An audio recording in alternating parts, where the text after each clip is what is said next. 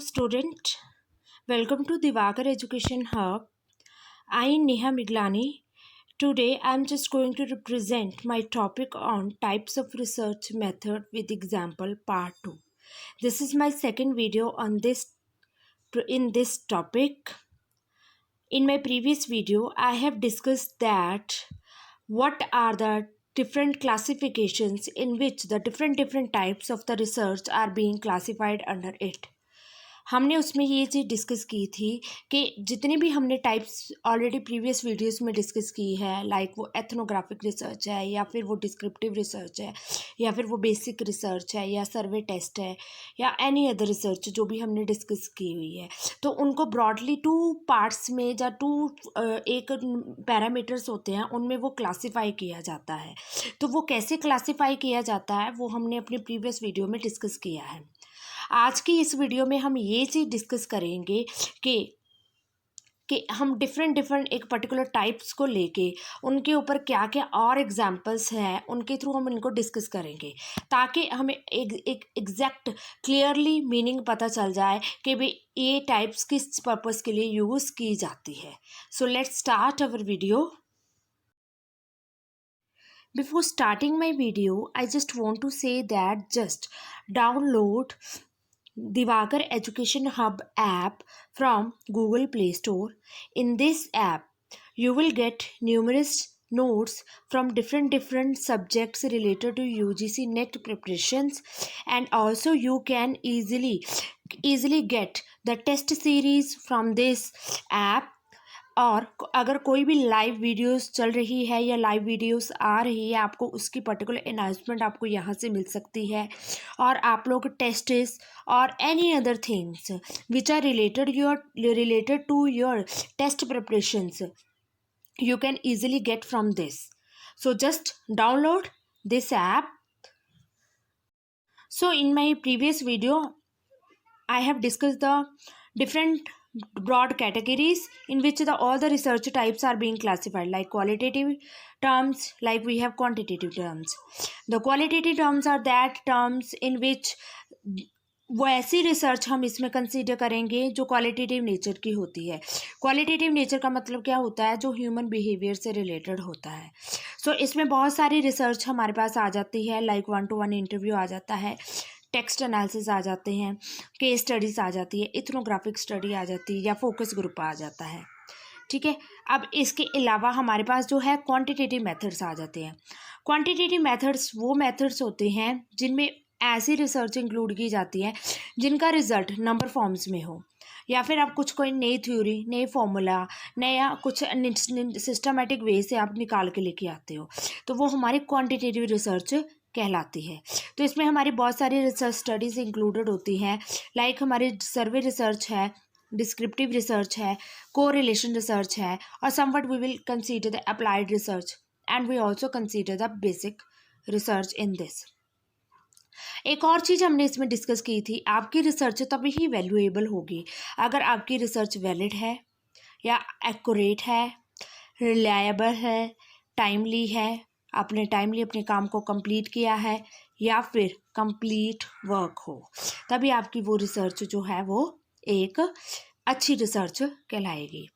सो आज जो हमारा बेसिक मेन टॉपिक है कि हम लोगों ने डिफरेंट टाइप्स लेके जानी है, उनको एक पर्टिकुलर एग्जांपल्स के साथ एक्सप्लेन करने की कोशिश करनी है। जैसे कि आज मेरी पहली टाइप है रिसर्च की अप्लाइड रिसर्च। अप्लाइड रिसर्च, जैसे कि मैंने आपको पहले ही बताया है कि अप्लाइड रिसर्च क्या होता है। अप्लाइड रिसर्च एक साइंटिफिक इन्वेस्टिगेशंस का असर होता है। इसमें क्या होता है कि नई फार्मूला, नई थ्योरी, कुछ नया कंक्लूजन या फिर कोई न्यूमेरिकल वैल्यूज़ आप एक लेके आते हो, साइंटिफिक वे से आप काम करते हो, लेबॉर्ट्रीज में आप काम करते हो, और आप एक कुछ नई न्यू जनरेशन्स आप लेके आओगे। ठीक है, जब आप एक पर्टिकुलर साइंटिस्ट वे के तौर पे जब आप काम करते हो तो वो हमारी अप्लाइड रिसर्च कहलाती है। इसमें हम लोग जो है एक पर्टिकुलर सजेशंस, फॉर्मूला या कोई थ्योरी या कोई साइंटिफिक रिजल्ट प्रोड्यूस करके लाते हैं।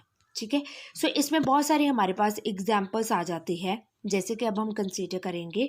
जैसे कि पहली एग्जाम्पल्स है, इसको हम अप्लाइड रिसर्च में हमारी सबसे पहली एग्जाम्पल्स हैं, analyse what type of prompts will inspire people to volunteer their time to charities.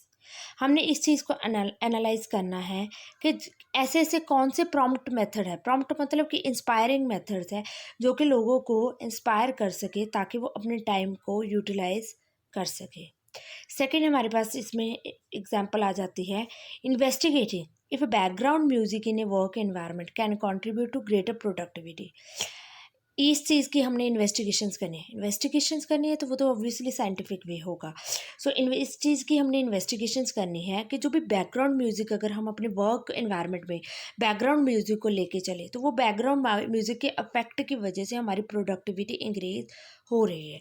तो obviously it is a scientific way of doing the research. Next है investigating which treatment approach is most effective for reducing anxiety. Obviously anxiety disease के बारे में पता करना है तो वो एक scientific way to conduct that research. इसमें क्या हमने इन्वेस्टिगेट करना है कि विच ट्रीटमेंट अप्रोच, एक ऐसी हमने ट्रीटमेंट लेनी है जो कि मोस्ट इफेक्टिव हो आपकी एंजाइटी को रिड्यूस करने के लिए। ऐसी कौन सी ट्रीटमेंट वे है जो इफेक्टिव रहेगा कि आपकी जो एंजाइटी है, आपका जो डिप्रेशन है, उसको ओवरकम किया जा सके। ठीक है, रिस्पोंडेंट का। तो ये भी एक साइंटिफिक वे है for doing the research and we will get the result and under this. Next, researching which strategy work best to motivate worker. एक ऐसी स्ट्रैटेजीज की हमने रिसर्च करनी है जो कि मोटिवेट करती है वर्कर्स को वर्क करने के लिए। तो this is also done in the help of the applied research exam. ठीक है, now come to the next type, that is studying different keyboard design to determine which is most efficient and ergonomic। एक ऐसा keyboard design हमने generate करना है जो कि बहुत ही एफिशिएंट हो, अट्रैक्टिव हो और एर्गोनॉमिक हो। कि मतलब क्या है कि लोगों को बहुत ही अट्रैक्ट करे। तो ये हमारे जितने भी हमने मेथड अभी इसमें डिस्कस किए हैं तो ये सारे अप्लाइड रिसर्च का पार्ट होते हैं। ठीक है, तो इसमें क्या होता है कि हमने जितने भी टॉपिक्स पढ़े हैं लाइक एंजाइटी को रिड्यूस करने के लिए ऐसा कौन सा हम फॉर्मूला यूज़ कर सकते हैं, तो ऑब्वियसली एंड रिज़ल्ट हम एक फॉर्मूला प्रोड्यूस करेंगे। लोगों को मोटिवेट कैसे करना है वर्क एनवायरनमेंट में, या फिर जो बैकग्राउंड नॉइस होती है या बैकग्राउंड म्यूज़िक होता है उसके थ्रू वो कैसे लोग प्रोडक्टिविटी इंक्रीज़ करते हैं। तो ये भी एक साइंटिफिक वे होता है काम करने का। ठीक है, तो जब हमारी इन्वेस्टिगेशंस या फिर हमारी जो रिसर्च प्रॉब्लम है वो साइंटिफिक वे से रिलेटेड हो तो वो हमारी साइंटिफिक या अप्लाइड रिसर्च कहलाती है। और अप्लाइड रिसर्च में एक मेन चीज़ होती है कि आप एक फॉर्मूला जनरेट करते हो वाइल डूइंग द रिसर्च। ठीक है, आप एक नया सजेशन, नया कंक्लूजन, कुछ नई नॉलेज लेके आते हो। ठीक है, so that is our applied research. Now come to our next topic, that is our basic research. Basic research which I have already discussed in my previous videos. Basic research क्या होता है? Basic research भी एक scientific study से related होगा, but इसमें क्या होता है हम साइंटिस्ट की क्यूरियोसिटी के थ्रू कुछ नए आइडियाज़ लेके आते हैं। इसमें कोई भी आप नई फार्मूला नहीं लेके आओगे, कोई भी नई थ्योरी जनरेट नहीं करोगे, बस अपनी नॉलेज को आप एक्सपैंड करोगे। ठीक है, आप उनको बढ़ाओगे अपनी नॉलेज को। तो वो हमारी कौन सी रिसर्च होती है? Basic research. तो इसको हम एग्जाम्पल के साथ डिस्कस करते हैं। Like first example is there an investigation looking at whether stress level influence how often student engage in academic cheating.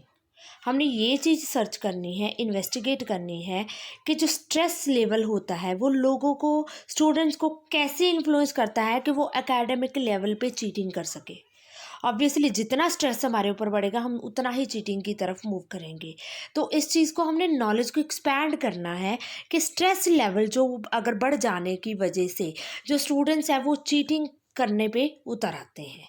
ठीक है, तो इस चीज़ की हमने नॉलेज इंक्रीज करनी है। कोई भी नया फॉर्मूला नहीं है, इसमें सिर्फ इन्वेस्टिगेट कर रहे हैं, सर्चिंग कर रहे हैं। कोई नई फॉर्मूला, कोई नई जनरेशन नहीं होती है। अगर इसमें हम ये चीज़ करें कि ऐसा कौन सा स्ट्रेस लेवल है जो कि स्टूडेंट्स को इस तरीके से अफेक्ट कर रहे हैं कि वो चीटिंग करने पे आ जाए, तब वो हमारी अप्लाइड रिसर्च का पार्ट होना था। बट अब हमने इसमें क्या स्टडी कर रहे हैं कि स्ट्रेस लेवल के बढ़ने से स्टूडेंट्स जो चीटिंग करने पे आ जाते हैं, तो उसको हमने स्टडी करना है। ठीक है, तो थोड़ा सा डिफरेंस है बस इसमें, जब हम कारण पे आ जाते हैं साइंटिफिक वे से। ऑब्वियसली जैसे मैंने डिस्क्रिप्टिव और एक्सप्लोरेटरी में बताया, जब हम कारण जानने पे आ जाते हैं तो वो एक्सप्लोर करना होता है, बट जब हम सिर्फ उस चीज़ को डिस्क्राइब करने पे आते हैं तो वो हमारा डिस्क्रिप्टिव होता है। तो इसमें भी ऐसे ही होता है, बट आपकी स्टडी जो है वो साइंटिफिक रिलेटेड होनी चाहिए दोनों में। ठीक है, तो आप अपनी एग्जिस्टिंग नॉलेज को जब बढ़ा रहे हो तब वो हमारी बेसिक रिसर्च का पार्ट होता है। बट जब आप अपनी नॉलेज को बढ़ाने के साथ साथ कुछ नई चीज़ें जनरेट करके लाते हो, तब वो हमारे अप्लाइड रिसर्च का पार्ट होगा। तो इसमें भी हम यही चीज़ कर रहे हैं कि हमने सिर्फ ये देखना है कि स्ट्रेस लेवल के बढ़ने से जो स्टूडेंट्स हैं एकेडमिक लेवल पे चीटिंग करने पे आते हैं कि नहीं आते हैं। नाउ नेक्स्ट हमारी एग्जांपल आ जाती है study looking at how caffeine consumption impact the brain. हमने स्टडी करना है कि कितना कैफीन का जो हम यूटिलाइजेशन कर रहे हैं उसके थ्रू हमारे ब्रेन के ऊपर कितना अफेक्ट पड़ रहा है। ठीक है, तो ये भी हमारी बेसिक रिसर्च का पार्ट है। नेक्स्ट, ऑब्वियसली साइंटिफिक वे से काम करना है इसमें भी। A study assessing whether man और women are likely to be diagnosed with the depression. हमने ये चीज़ अब एनालिसिस करनी है इस एग्जाम्पल में कि मैन और womens are equally treated regarding their depression disease. जब उनको डिप्रेशन होता है तो वो इक्वली ट्रीट किए जाते हैं, उनके जेंडर्स को कंसीडर नहीं किया जाता है। तो इस चीज़ की हमने सर्चिंग करनी है। ठीक है, नेक्स्ट है a study looking at how attachment style among children of divorced parents compare to their raised by married parents. हम लोगों ने इस चीज़ को एनालिसिस करना है, कंपैरेटिव एनालिसिस करना है कि डिवोर्स्ड पेरेंट्स और जॉइंट पेरेंट्स। ठीक है, जो डिवोर्स्ड पेरेंट्स की जो चिल्ड्रंस की अपब्रिंगिंग किस तरीके की होती है और as comparison to the joint parents के बच्चों की अपब्रिंगिंग की तरह उन दोनों को हमने कंपेयर करना है। तो इसमें भी नॉलेज इंक्रीज करें, कोई नया फॉर्मूला कोई लेबॉर्ट्री एक्सपेरिमेंट नहीं जा रहा है। Which is the most efficient and ergonomic. अब इसमें ये चीज़ हमने देखना है कि कौन एफिशिएंट है कौन एर्गोनॉमिक्स है। अब जितनी भी हमने इसमें टाइप्स बढ़ी है वो सारी की सारी किस चीज़ से रिलेटेड है। डिप्रेशन आ गया, कोई बीमारी आ गई, या कोई साइंटिफिक वे से कोई इंस्ट्रूमेंट आ गया या कुछ आ गया, उसके थ्रू हम इसको स्टडी करने की कोशिश कर रहे हैं।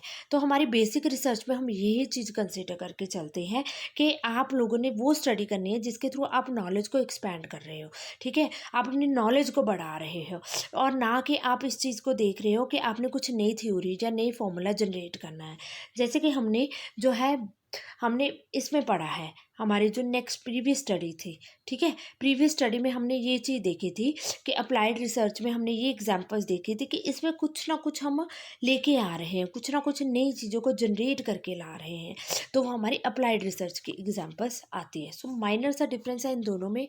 मैंने बहुत सारे एग्जांपल्स के साथ आपको समझाने की कोशिश की है, बट फिर भी अगर आपको कोई भी डाउट रह जाता है तो you will comment me on the comment section, और you can also comment on the your education hub portals. ठीक है, ताकि मेरे को भी क्लियर हो जाए कि आपको अभी भी कुछ डाउट रहता है तो हम आगे उसको दोबारा से कंटिन्यू कर सकें। ठीक है, तो आपके जो यूजीसी नेट के प्रिपरेशन में बहुत सारे एमसीक्यूज इस चीज़ों से रिलेटेड भी आते हैं। सो डीपली इस स्टडी को अगर हम करेंगे, इन चीज़ों को पढ़ेंगे, तो जैसा मर्जी हमारे पास क्वेश्चन आ जाए हम उसको ईजिली क्रैक कर सकते हैं। ठीक है, अगर आपको बेसिक नॉलेज है उस चीज़ों की। ठीक है, so thank you so much about this topic, and in my next video I will discuss about your descriptive methods with examples. Thank you.